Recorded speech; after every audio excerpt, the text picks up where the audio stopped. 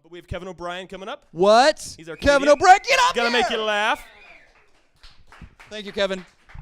Thank you very much for that very brief intro, everyone. Appreciate it. Before we get started here, by round of applause, how many people in the house are Colorado natives tonight? Put your hands together if you're originally from here. Wonderful. I am not one of you. I am not. I'm originally from the liberal hotbed of Nebraska, you guys. Yes. When I first moved out, don't need to applaud that at all. That's not a applaudable place. There's a reason why I left. When I first moved out here, everybody was total snobs right away. When I tell them I was from Nebraska, they're just like, ugh, I'm sorry. I was like, why? I'm not from Wyoming. I mean, come on. You guys ever been to Wyoming? All right, this is a comedy show, everybody. I'm supposed to be the one that makes you laugh. I know I'm not talking about homelessness and interpretive dance, so it's a bit of a gear shift, but that was my attempt to warm you guys up. If you've never been to Wyoming, it is just Roadhouse without a Swayze up there. That is all that place is. It is lawless. All right, 0 for 2 so far. Doing great up here. I knew when they said, hey, do you want to do a free show at Denver Open Media for a bunch of yuppies? I was like, that's a hot crowd. Sign me up. Are they drunk on sangria? So not really. You know, it's kind of sort of that vibe a little bit. As I said, I am from the Midwest. I think the Midwest is pretty okay. Not enough to still live there myself, but I dig it all right. I was in Iowa last year, and when I was there, I went to the Bridges of Madison County because I like to trick my girlfriend into thinking I'm going to propose to her. That's why I went. It's my favorite pastime, you guys. 2 years ago, we went to the Golden Gate Bridge, and before we went, all of our friends were like, ooh, you think he's gonna? No, not even close. Are you crazy? I just came for a cool Instagram photo. That's the only reason I'm here. Looks like this one's going to be a selfie. Where are you going? Hey, you guys can not laugh all you want. I'm going to have a great time not proposing at the Eiffel Tower in 4 years. I think that's going to be my favorite one. I'm going to save up $3,000 to not get engaged. That's what I'm going to do. It's going to be wonderful. All my family's still back in the Midwest, and they can just stay there. They're fine where they are. I'm fine where I am. I never got the expression like family when I was growing up. Like that was supposed to be a compliment. Not where I come from. How dare you say that to somebody's face? Somebody's like family. It's like, oh, yeah, this guy's just like family. He says racist things in the most inopportune times, you know. Hey, buddy, you're just like family. Make me feel small when no one else in the world ever could. You know what I mean? We're like brothers in that way. You guys are like family. I know nothing about you. I'm the only one talking. You guys don't seem to like me very much. What's going on, fam?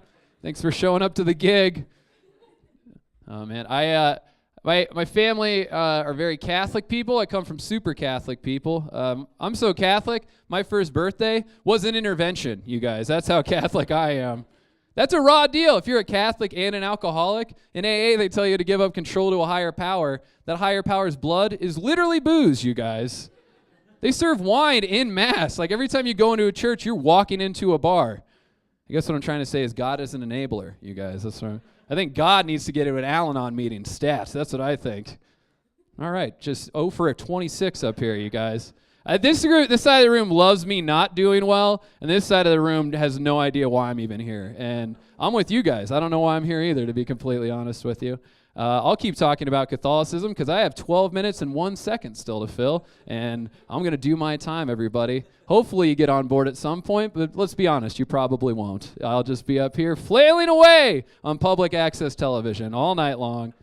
I was hoping I'd get my own late night show out of this gig, but let's be honest.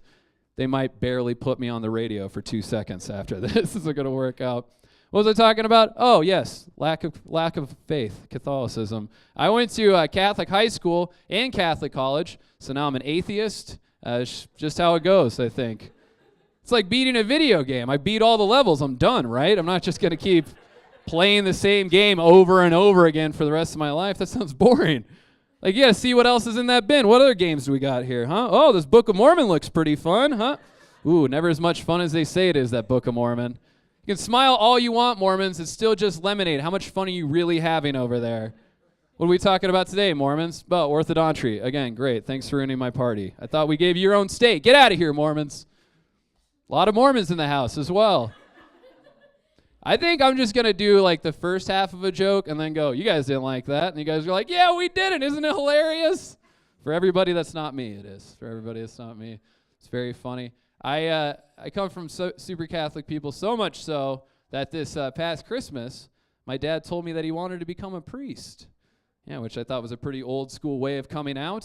It's like, come on, man. You were already married once. You don't have to fake it again, you know? Like, both your parents are dead. Be who you gotta be, Dad. It's a different world out here now. I'd rather have a dad who was a priest or I'd rather have a gay dad instead of a dad who was a priest.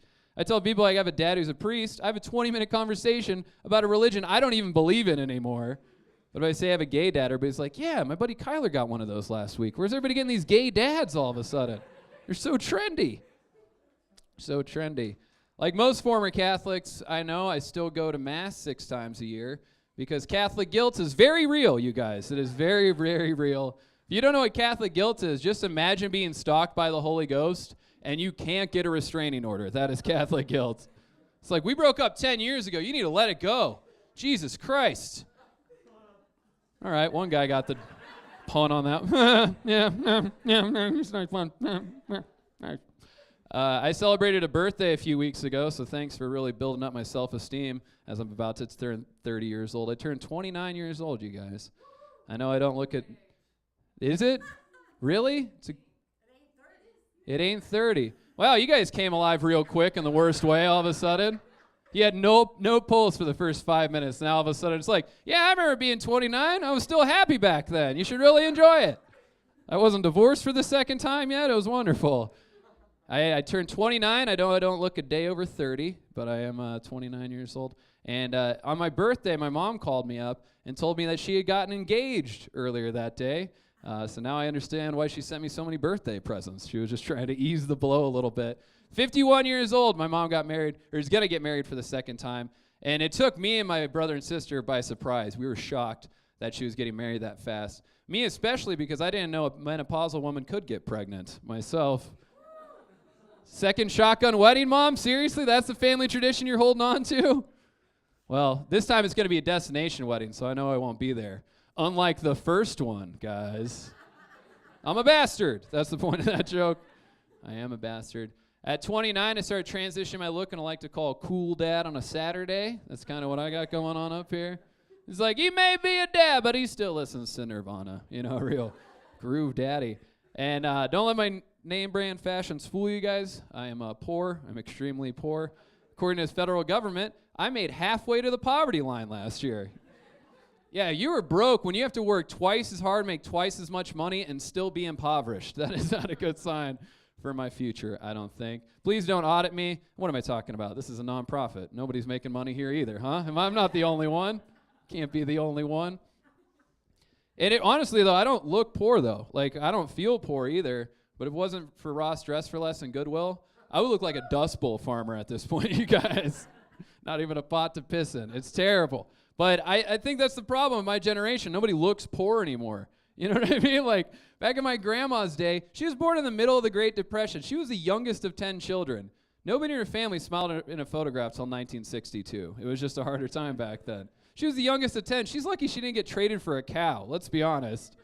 Now you go outside in the middle of a work day, it's like, are we all on spring break? What's going on around here?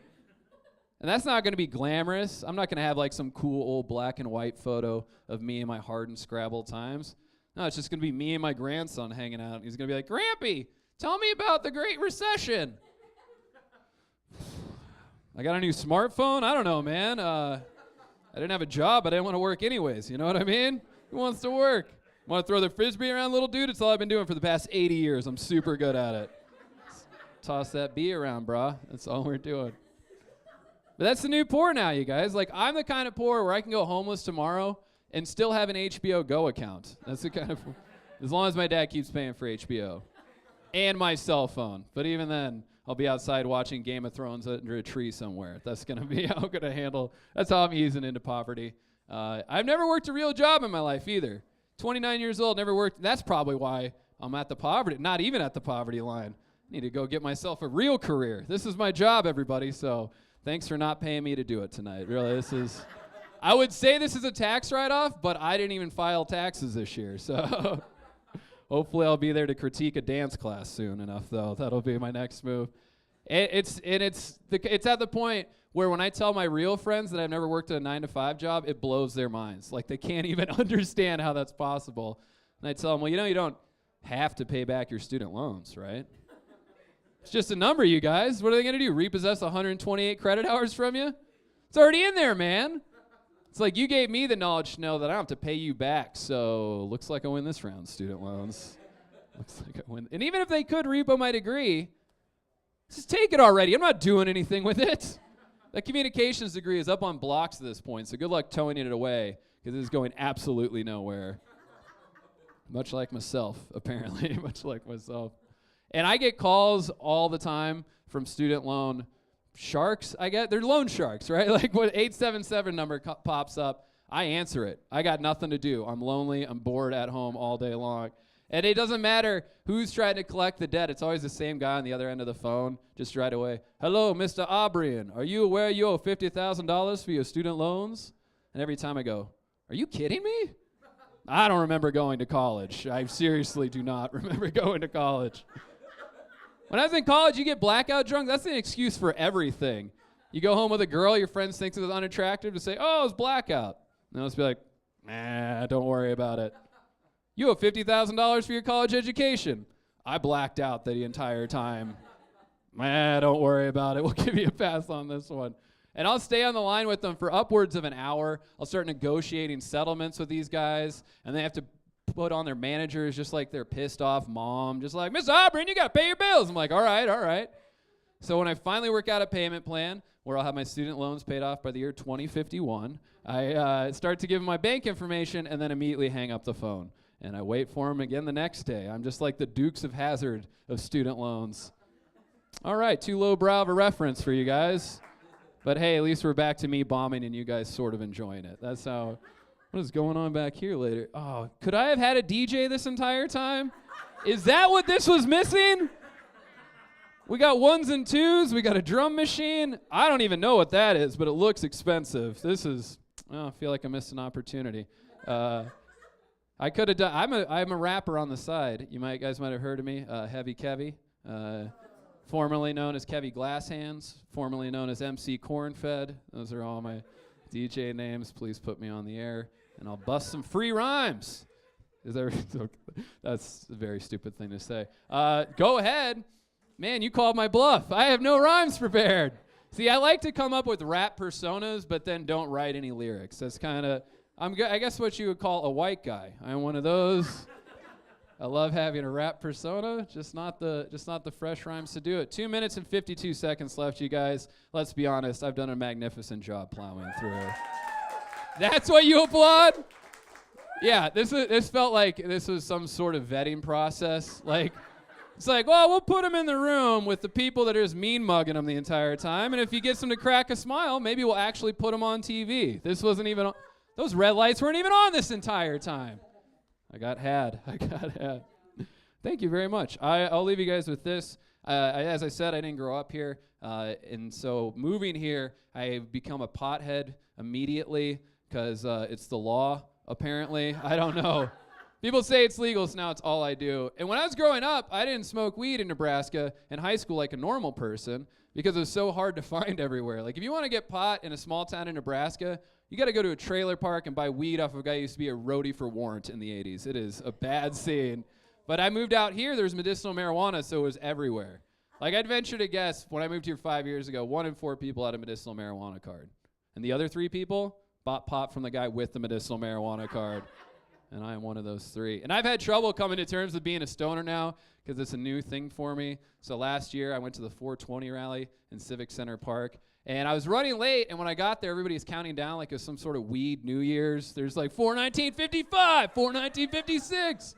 Like I was half expecting a bong to drop and light up 420 across the sky. That didn't happen, and but I was running late, so I couldn't find my friends anywhere. Because believe it or not, answering text messages and phone calls is not a high priority at the 420 rally. So I had to go up to this guy I didn't know. And I said, hey, man, it's my first 420. Can I just get one hit of your joint? And he looked at me and goes, first 420? Reaches into his pocket, hands me a joint of my own and says, happy holidays, bro. And I was like, wow, thanks, Marijuana Claus. You know what? I have been a good boy this year. And I skipped off into the park by myself for what I thought was 3 hours. Turns out it's only 16 minutes. That was some good stuff, the 420 rally. And a while back, I picked up an edible from my local dispensary, and I went home and I set it down on a coffee table. I went in my bedroom to change into gray sweatpants, a white t-shirt, and a gray hoodie, or as I like to call it, the Yugoslavian tuxedo. That's kind of my loungewear. And when I came out, I couldn't find the cookie anywhere. I started freaking out like some sort of addict, started tearing my whole apartment apart. And right before I lost it, I saw a trail of crumbs. And then I saw my basset hound. And he was on his back, and he was not enjoying the ride, like at all. This is how I know I become a full-blown stoner. It didn't even cross my mind to call a veterinarian. I just put him in a room and put on Pink Floyd's Dark Side of the Moon and let him ride it out. This has been my time, everybody. 4 seconds to spare, but let's get him up here. Thanks, everyone. I've been Kevin O'Brien. Enjoy the rest of your evening. Denver Open Media, first Friday. All right, great. Wait. We're doing a Q&A? Nobody told me It's you were doing really a Q&A. brief. Yes. Yeah. Can I start? Yeah.